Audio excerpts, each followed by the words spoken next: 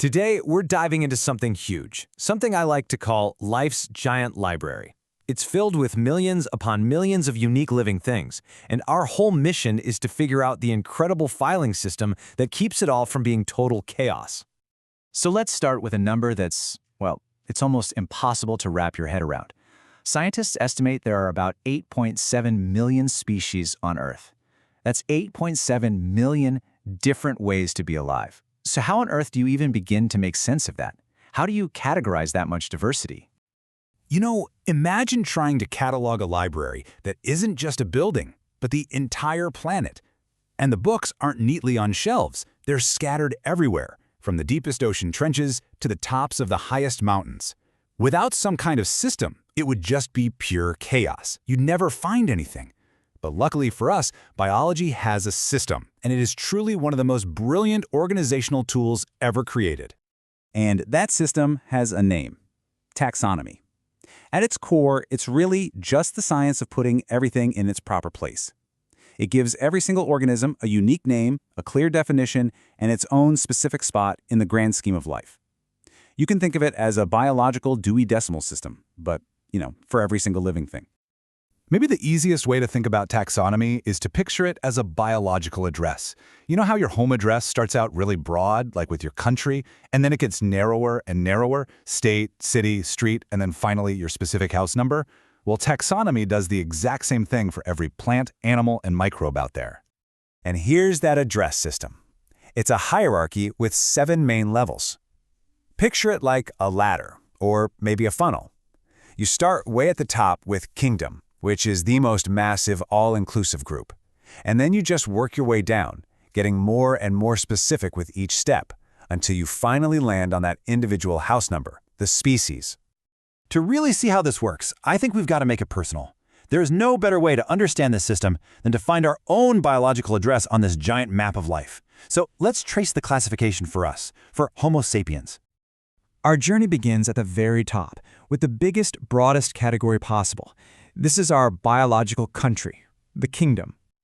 We belong to the kingdom Animalia, and this group is just massive. It includes everything from sponges and insects to fish and birds, and yep, us.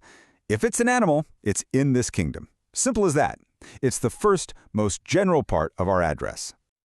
Okay, now we're moving down a level. From the country, we're now zooming into the state, which is our phylum. Our phylum is Chordata. So what's the key trait here? What gets you into this club? A backbone. Just like that, we filtered out a huge number of animals. No more insects, jellyfish, or worms. We're now in a much more exclusive group, the vertebrates. Taking one more step down the ladder, we arrive at our faxes. We belong to the class Mammalia. Now, what do all mammals have in common? We produce milk to feed our young. That one single trait separates us from all the fish, reptiles, amphibians, and birds, all of whom also have backbones, but they aren't in our class. You see how the address is getting much, much clearer? Okay, we're getting closer. The next level down, our city in this biological address, is our order. And we are in the order Primates. This group is probably starting to sound pretty familiar to you. This is where we get grouped in with monkeys and apes. We're really narrowing it down now, from all mammals to this one very specific branch on the mammalian tree. So from the city, let's zoom in even closer, right into our neighborhood, the family Hominidae. Our family is Hominidae. This is an even more exclusive group. We're talking about the great apes here. So, orangutans, gorillas, chimpanzees, and us.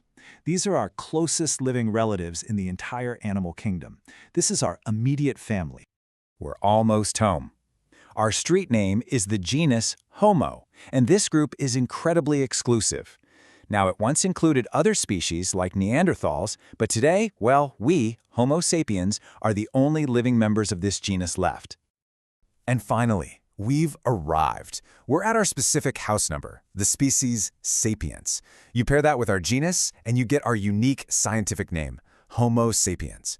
We've traveled all the way from the vast kingdom of all animals down to this one single point on the map of life. So what exactly makes a species the fundamental unit of this whole system? Well, the definition is actually pretty straightforward. It's a group of similar organisms that can reproduce with each other and, now this is the absolute key, create fertile offspring. And this is the perfect way to understand that rule. Think of it as the ultimate test.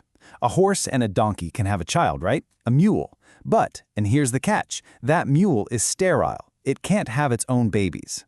And that proves that horses and donkeys are different species.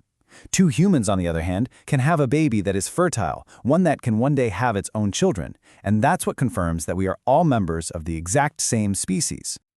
So, to wrap this all up, it really comes down to two big ideas. First, you have the species, which is the basic unit, the fundamental building block.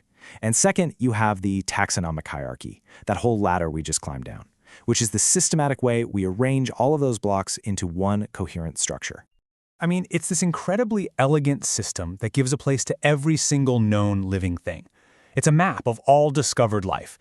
But it leaves us with this really tantalizing question. With millions of species potentially still out there, undiscovered, deep in our oceans and hidden in our rainforests, where are they going to fit into this giant library? What new chapters in the story of life are still waiting to be written?